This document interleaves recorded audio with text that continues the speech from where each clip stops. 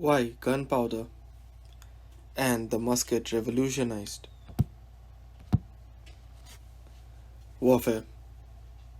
Part 1. The End of the Age of Heroes. For thousands of years, warfare was dominated by one simple rule: the better warrior usually won. Whether it was the Egyptian charioteer, a Greek hoplite, a Roman legionary, a medieval knight, or a Japanese samurai, victories depended heavily on years, sometimes decades of training. Military power rested in the hands of elites who dedicated their entire lives to mastery of combat. A single knight represented years of expensive education, specialized equipment, and relentless practice.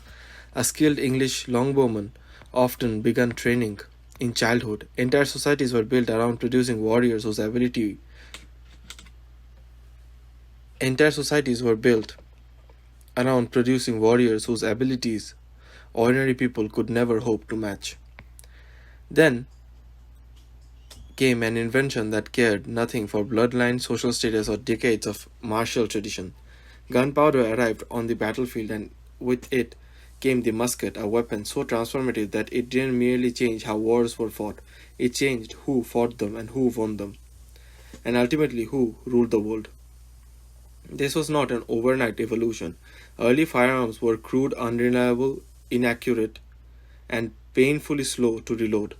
Compared to a seasoned archer, an early musketeer often looked almost incompetent, yet appearances were deceiving. Military evolutions are rarely won by weapons that performs best in a duel.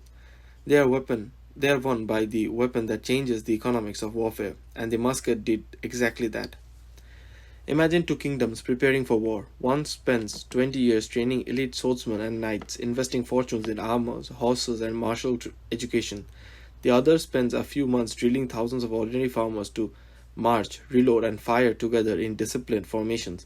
Individually, the knight is superior. Collectively, the musketeers become unstoppable. For the first time in history, military successes depended less on individual excellence, more on organization, logistics, and industrial capacity. That single shift marked the beginning of the end of the medieval world. Castles that had stood unconquered for centuries would fall. Noble warrior classes would lose their military dominance. Kings would centralize power. Governments would grow stronger, and enormous standing armies would become possible. The battlefield would no longer belong to heroes. It would belong to states capable of producing weapons, training soldiers, and sustaining war on an unprecedented scale. The story of gunpowder is therefore much larger than the invention of a weapon. It is the story of how technology reshaped civilization itself.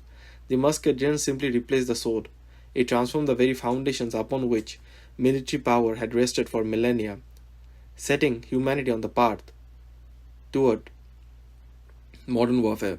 The death of professional warrior. To understand why the muskets changed history, it is necessary to understand the military world that existed before it. For most of human civilization, becoming an effective soldier required years of continuous practice. A knight was not created overnight.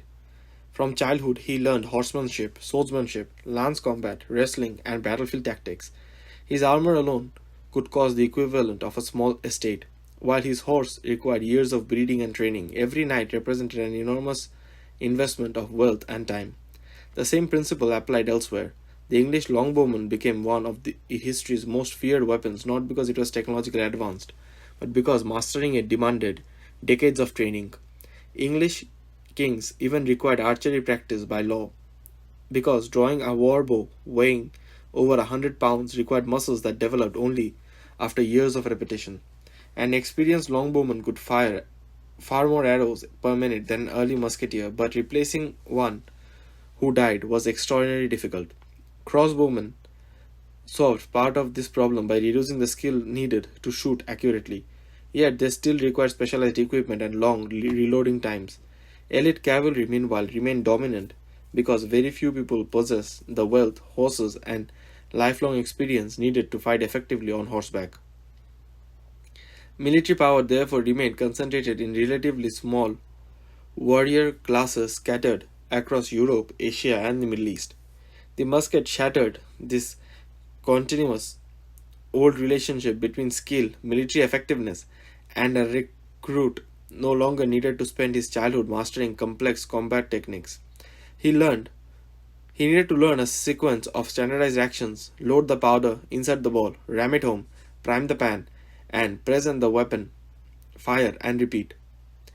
The process was repetitive rather than artistic. What mattered was not individual brilliance but performing the same actions as every other soldier at exactly the right moment.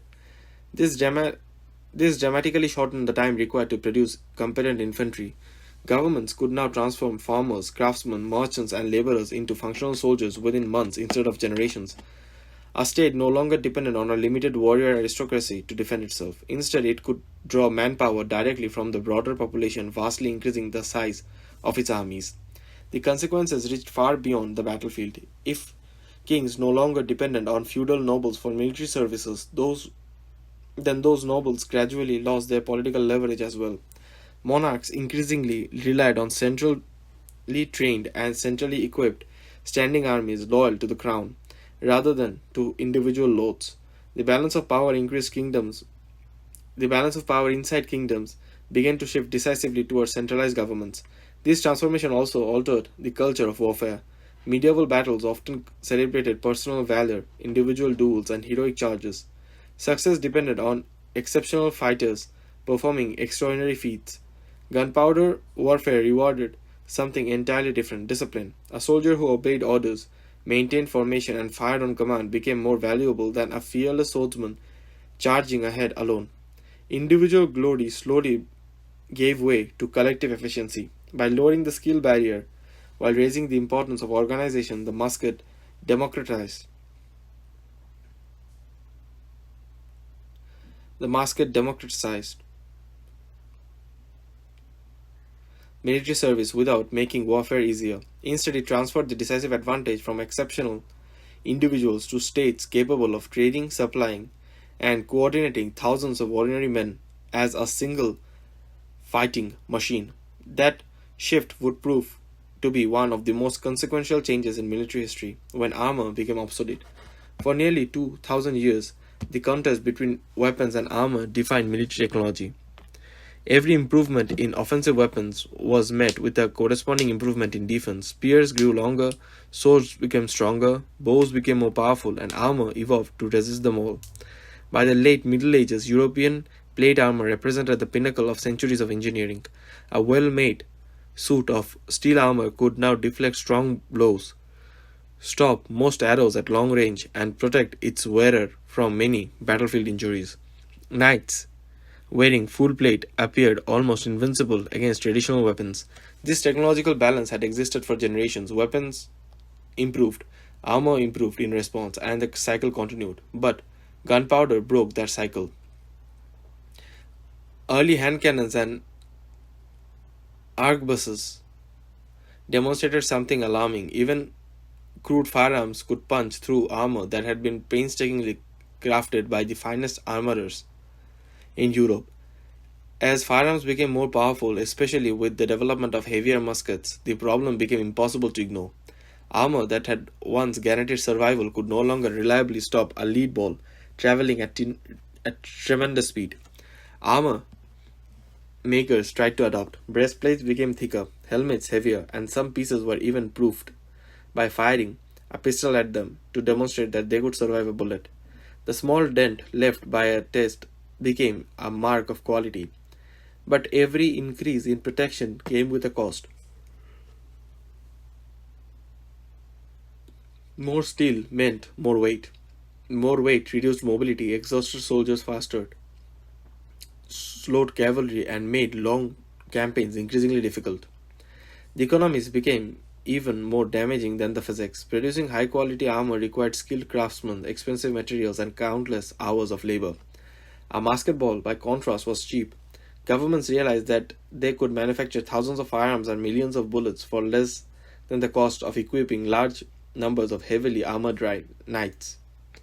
The battlefield had entered an era where inexpensive weapons could defeat extraordinarily expensive protection. This changed military investment forever. Instead of spending enormous resources protecting individual elite soldiers, states increasingly invested in producing large armies equipped with firearms. Numbers, organization, and firepower generated greater returns than expensive defensive equipment. Heavy cavalry also began to lose its traditional battlefield dominance. For centuries, armored horsemen charging with lances had terrorized infantry formations. Against poorly organized troops, these charges could still be devastating. But disciplined ranks of musketeers firing coordinated volleys introduced a new kind of defense. Horses, no matter how well trained, struggled to charge directly into walls of smoke, exploding gunfire, and flying lead. Casualties mounted before cavalry could even reach enemy lines. The knight didn't disappear overnight. Armored cavalry continued to play important roles for centuries, adapting with pistols, carbines, and new battlefield tactics. Yet, the age when heavily armored warriors determined the outcomes of wars through personal combat was steadily coming to an end. By the end by the 18th century, most infantry wore little more than cloth uniforms, and many cavalry units retained only helmets and breastplates for limited protection. Armor had not become technologically impossible, it had become more strategically inefficient. Mobility, logistics, and massed firepower mattered more than individual protection. Gunpowder had accomplished something that centuries of swordsmen and swordsmiths and bowers could not. It made the greatest defensive technology of the medieval world economically and militarily obsolete. From that point onward, the future of warfare would belong not only to the best protected soldier but to the army capable of delivering the greatest volume of coordinated fire.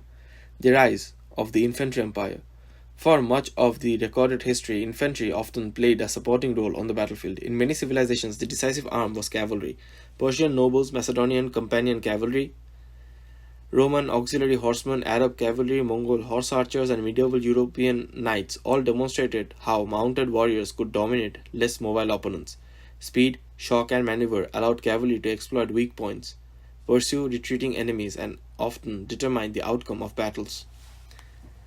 Infantry certainly mattered, but it frequently existed to hold the line, while elite mounted troops delivered the decisive blow. This relationship had defined warfare for centuries. Gunpowder began to reverse that hierarchy. The earliest firearms were too slow and vulnerable to stand alone. A musketeer could take 20 to 30 seconds or even longer to reload. During that time, he was almost defenseless. The situation was one of the most effective combinations of military history. Musketeers protected by pikemen. Long pikes, sometimes stretching over 5 meters, created forests of spear points that discouraged cavalry from charging. Behind those protective walls, musketeers could reload safely before stepping forward to fire another devastating volley. These formations became known throughout Europe as pike and shot formations. They represented an entirely new way of fighting. Instead of relying on individual champions, success depended on hundreds of thousands of soldiers moving as a single machine. Every rank had a purpose, every movement was rehearsed, every volley was timed. Victory increasingly belonged to the army that maintained discipline under pressure. As firearms improved during the 17th century, muskets became more reliable, more powerful, and faster to reload. Then came another innovation that completed the transformation: the bayonet. Before the bayonet, musketeers required pikemen to protect them against cavalry and close combat. The bayonet changed everything. By attaching a blade directly to the muzzle of the musket, every infantryman instantly became both a ranged soldier and a spearman. Separate pike units gradually disappeared because every musketeer could now defend himself if the enemy closed the distance. This seemingly simple invention permanently reshaped armies. Instead of maintaining different kinds of infantry with specialized roles, governments could equip almost every foot soldier with the same weapon. Training became simpler, logistics became easier, battlefield coordination became more efficient. Uniformity replaced specialization. The consequences extend far beyond Europe. As European armies expanded across Asia, Africa, and the Americas, disciplined infantry armed with standardized firearms repeatedly defeated forces that often possessed greater numbers but lacked comparable organization and fire discipline. Superior technology alone did not explain these victories. The decisive advantage lay in the ability to coordinate thousands of soldiers into a single, disciplined formation capable of delivering continuous synchronized fire while remaining cohesive under extreme pressure. The battlefield itself changed in appearance. Medieval battles had often dissolved into chaotic hand-to-hand fighting where individuals and small groups struggled for survival. Gunpowder warfare emphasized order over chaos. Long lines of infantry advanced together, halted together, and fired together, as well as maneuvering themselves together. Officers became increasingly important because maintaining formations under enemy fire demanded constant leadership and control. By the 18th century, infantry had become the unquestioned foundation of military power. Cavalry still performed valuable missions such as reconnaissance, screening, and pursuing broken enemies, while artillery grew steadily more powerful. Yet, it was disciplined infantry that occupied and held ground, absorbed enemy attacks, and decided the outcome of the battlefield. The center of military power had shifted permanently. For thousands of years, armies had revolved around exceptional warriors mounted on exceptional horses. Now they revolved around ordinary men standing shoulder to shoulder with standardized muskets, proving that organization could defeat individual excellence on an unprecedented scale. The birth of firepower over skill. One of the greatest misconceptions about early firearms is that they were immediately superior to every weapon that came before them. In reality, an experienced English longbowman could often shoot 6 to 10 arrows in the time it took an early musketeer to fire a single shot. A skilled archer could also be more accurate at many battlefield ranges, while a veteran swordsman was unquestionably deadlier in close combat than an infantryman carrying an unloaded musket. If individual performance determined victory, the musket should never have replaced these older weapons. But warfare is not decided by individual performance, it is decided by what entire armies can accomplish together. Imagine a battlefield where 1,000 master archers face 1,000 newly trained musketeers. At first glance, archers appear to hold every advantage. They shoot faster, possess years of experience, and understand their weapon intimately. Yet, those 1,000 archers represent decades of accumulated training. If they are killed, replacing them may take an entire generation. The 1,000 musketeers represent something entirely different. They are not valuable because each man is exceptional. They are valuable because they are replaceable. The government that trained them can recruit another 1,000 civilians, drill them using standardized procedures, issue identical weapons, and restore the army's strength within months. Military power had become scalable. This was the true revolution. Firearms converted military effectiveness from a scarce resource into something that governments could manufacture. Instead of depending upon exceptional individuals, states increasingly depended upon systems capable of producing competent soldiers in enormous numbers. Fire discipline amplified this advantage even further. Individual musketeers were relatively inaccurate, especially beyond short distances, but armies didn't rely upon individual accuracy. They relied upon synchronized volleys. Hundreds of muskets firing simultaneously produced clouds of lead that swept across enemy formations.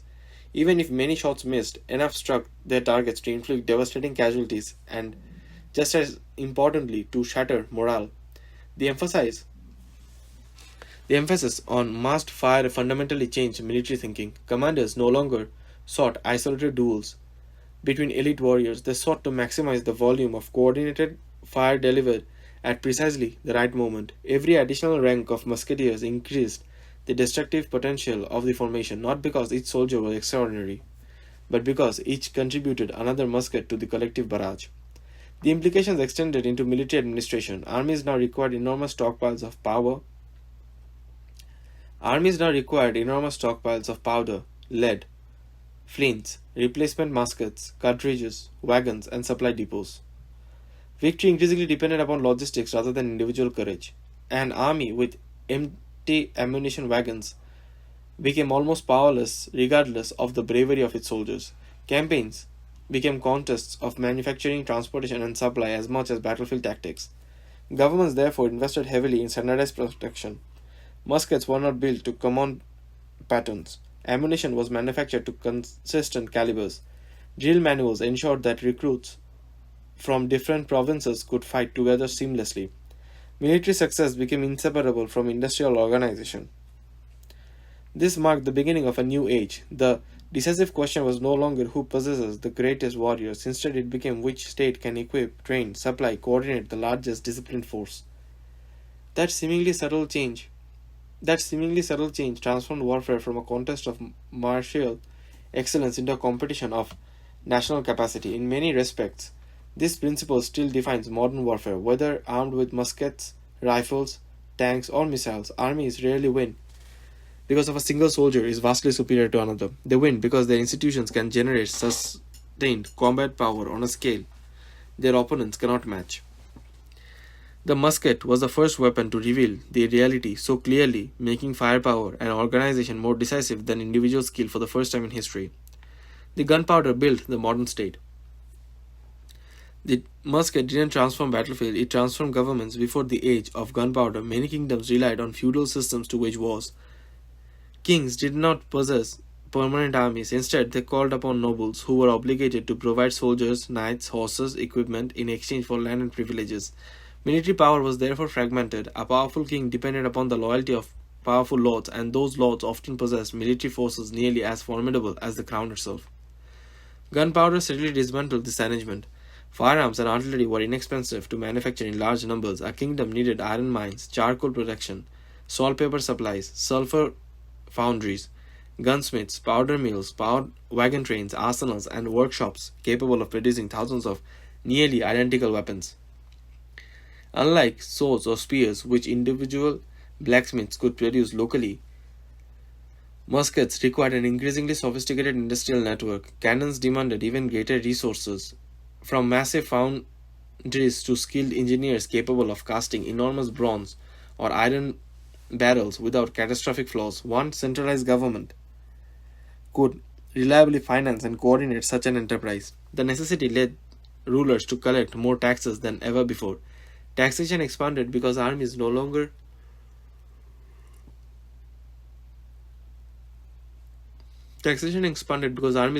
fought only during short campaigns.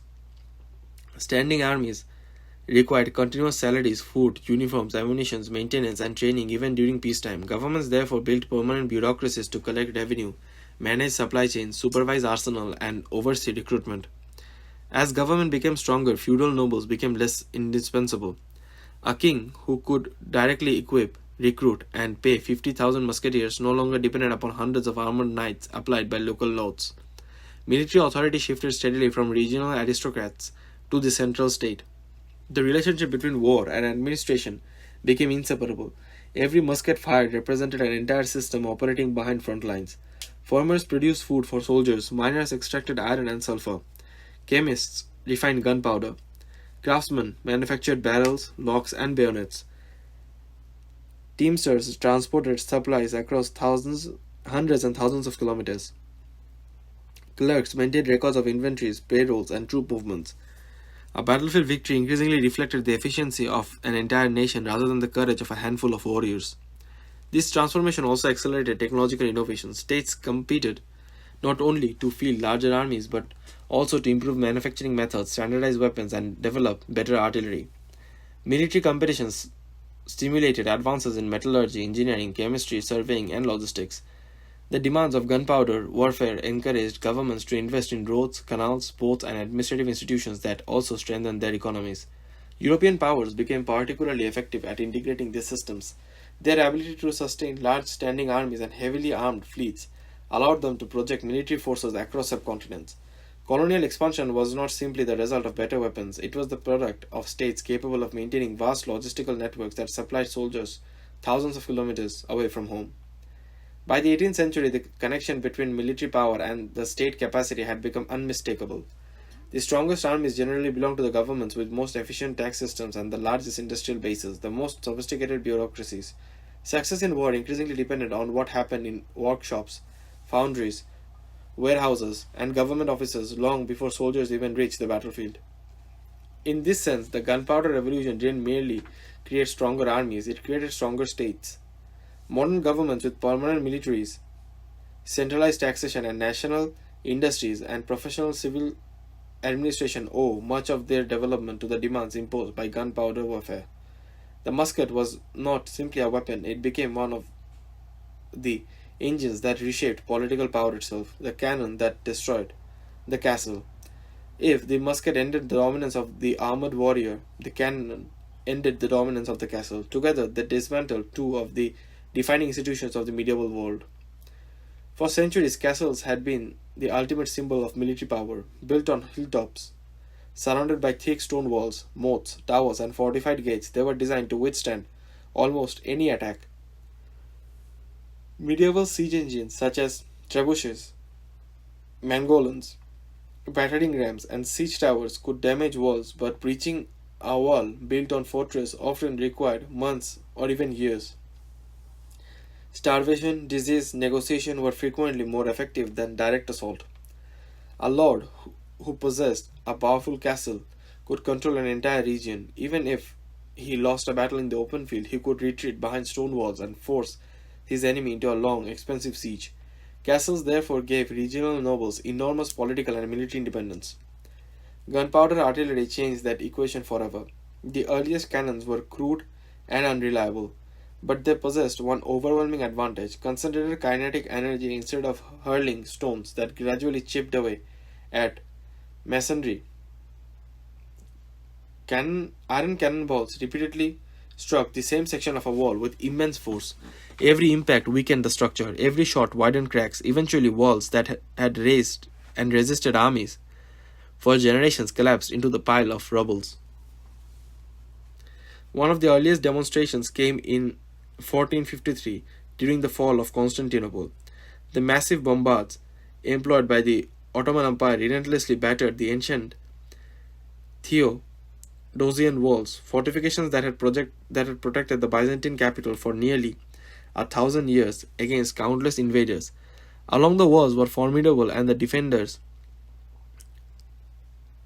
repaired breaches continuously. Sustained artillery bombardment eventually opened gaps that Ottoman forces exploited. The fall of Constantinople sent a clear message across Europe. Even the strongest medieval fortifications were no longer invulnerable. Kings and military engineers quickly recognized that traditional castles had become obsolete. Building higher walls no longer solved the problem because taller walls simply represented larger targets for artillery. Instead, fortifications underwent a complete redesign. Across Europe, engineers developed what became known as the Star Fort. Rather than relying on towering vertical walls, those new fortresses featured low, thick earth field rampant capable of absorbing cannon fire. Angular bastion projected outward, allowing defenders to cover every approach with overlapping fields of fire while eliminating blind spots where attackers could shelter. Wide moats, layered defenses, and carefully calculated geometric layouts transformed fortification into a science. These new fortresses were far more resistant to artillery, but they were also vastly more expensive to construct. Only wealthy centralized governments could afford them. Smaller nobles could rarely finance such projects, further shifting military power towards national governments. Siege warfare also became an engineering contest rather than a simple test of courage. Armies now relied on artillery batteries, trenches, sapers, mines, countermines, and mathematical planning. Officers required knowledge of geometry, surveying, logistics, as much as battlefield leadership. The age of the military engineering had arrived. This evolution extended beyond Europe as gunpowder empires expanded across Asia, Middle East, and the Americas. Traditional fortifications that had once guaranteed security became increasingly vulnerable. Cities, ports, and strategic strongholds had all had to adopt the realities of artillery warfare. The cannon therefore accomplished something extraordinary. It rendered one of humanity's oldest defenses, the concepts. It rendered one of humanity's oldest defensive concepts, the towering stone fortress, strategically obsolete. From that moment onward, military power depended less on hiding behind walls and more on controlling these resources, industry, and organization necessary to build and sustain armies capable of mastering gunpowder warfare itself. The gunpowder revolution that conquered the world. By the 17th century, the military revolution created by gunpowder had matured. Firearms were becoming more reliable, artillery became more accurate, armies became more disciplined. But the greatest consequence of this revolution was no longer confined to Europe. It was about to reshape the balance of power across the entire world. For much of history, civilization were relatively isolated military competitors. China possessed advanced armies. Ottoman Empire fielded formidable forces. The Mughal Empire controlled vast territories. Japan maintained its samurai tradition. European kingdoms constantly fought amongst themselves. None possessed an overwhelming technological advance that guaranteed global dominance. Gunpowder gradually altered that balance. European states didn't merely adopt firearms, they continuously refined the entire military system surrounding them. Government standardized the muskets, improved artillery, professionalized officer corps, expanded standing armies, and developed increasingly sophisticated logistics. Military innovation became relentless because European powers existed in a uniquely competitive environment. Dozens of kingdoms, republics, and empires competed for survival in close proximity. Losing a technological race often meant losing national independence. Every major war became a laboratory for improvement. Better cannons led to stronger fortifications. Stronger fortifications inspired new siege tactics. Improved muskets encouraged new infantry movements. More effective formations demanded superior training. Better training required larger bureaucracies and more reliable taxation. Competing Competition produced continuous adaptation. This cycle accelerated European military capability beyond that of many rivals. When European expeditions reached Asia, Africa, and the Americas, they rarely won because they possessed dramatically larger armies. In fact, they were often outnumbered. Their advantage lay in disciplined infantry, coordinated artillery and naval firepower, professional command structure, and logistical systems capable of sustaining campaigns over immense distances. Naval warfare magnified this advantage even further. Medieval naval battles had often centered on boarding enemies' ships, where combat resembled fighting on land. Gunpowder transformed warships into floating artillery platforms. Rows of heavy cannons mounted along the sides of the ships allowed fleets to destroy opponents from a distance without even attempting to board. This innovation gave rise to the ship of the line, a vessel built specifically to maximize broadside firepower. Entire naval tactics evolved around lines of battle, where fleets maneuvered to unleash devastating synchronized cannon fire. Control of the seas increasingly dependent upon industrial production, shipbuilding capacity, skilled crews, and naval logistics rather than individual acts of heroism. Sea power became the foundation of global empires. Nations capable of protecting merchant fleets, transporting armies across oceans, and maintaining overseas supply networks could project military force on a scale previously unimaginable. Colonies could be conquered, defended, and economically integrated into an expanding imperial system. Yet, it would be a mistake to attribute this transformation solely to firearms themselves. Many European societies also possessed muskets and cannons. This decisive difference lay in institutions. European powers increasingly integrated technology with finance, industry, administration, and scientific innovation. Gunpowder became much of an interconnected military ecosystem rather than a standalone invention. By the 18th century, warfare had entered an entirely new era. Victory no longer depended primarily upon legendary generals, elite warrior castes, or impregnable fortresses. It depended upon which nation could mobilize its economy, manufacture weapons at scale, train disciplined soldiers, maintain global supply chain, and continuously innovate faster than its rivals. The Gunpowder Revolution had therefore accomplished something unprecedented. It transformed military warfare from a contest of individual military excellence into a competition between entire civilizations. From that point onwards, wars were increasingly won not only on battlefield, but also in factories, shipyards, government ministries, universities, and financial institutions. The modern world of industrial warfare had begun. Conclusion: the weapon that changed civilization. When historians speak of military revolutions, they often point to inventions such as the stirrup, the longbow, the tank, the aircraft, or the nuclear bomb. Each transformed warfare in profound ways. Yet, few innovations reshaped human history as completely as gunpowder and the musket. The musket was not the deadliest weapon of its time. It was not the fastest to fire, nor the most accurate. An expert archer could often shoot faster. A master swordsman could defeat an isolated musketeer in close combat. Even early firearms were plagued by misfires, damp powder, and slow reloads. Judged purely on an individual scale, an individual musket appeared deeply flawed. Its true power lay elsewhere. It changed economies of war. It allowed governments to train effective soldiers in months rather than decades. It rendered expensive armor increasingly obsolete. It shifted military dominance from mounted aristocrats to disciplined infantry. It destroyed the strategic value of medieval castles through the power of artillery. It demanded standardized manufacturing, permanent logistics, and centralized administration. In doing so, it strengthened states while weakening feudal systems that had dominated much of the world for centuries. This transformation extended far beyond the battlefield. Tax systems expanded to financing standing armies. Bureaucracies grew to manage recruitment, arsenals, and supply chains. Industry developed to produce standardized weapons in vast quantities. Scientific knowledge advanced as governments sought better metallurgy, chemistry, engineering, and ballistics. The military revolution became an engine for political, economic, and technological change. The battlefield itself became almost unrecognizable. Medieval combat had celebrated individual courage and personal duels, as well as heroic charges. Gunpowder warfare rewarded discipline, coordination, logistics, and organization. The soldier who obeyed commands and maintained formation became more valuable than the greatest individual warrior fighting alone. Victory increasingly belonged to the army that could sustain fire, preserve cohesion, and replace losses through efficient institutions. Many of the principles established during the Gunpowder Revolution continue to define modern warfare. Today's infantry rifles have replaced muskets. Precision-guided missiles have replaced smooth-bore cannons. Tanks have assumed many of the battlefield roles once performed by heavy cavalry. Aircraft dominate the skies where castles once dominated the landscape, yet the underlying logic remains remarkably familiar. Military success still depends upon industrial production, logistics still determine operational reach, standardization still simplifies training and maintenance. Centralized command still coordinates thousands of individuals into a single fighting force.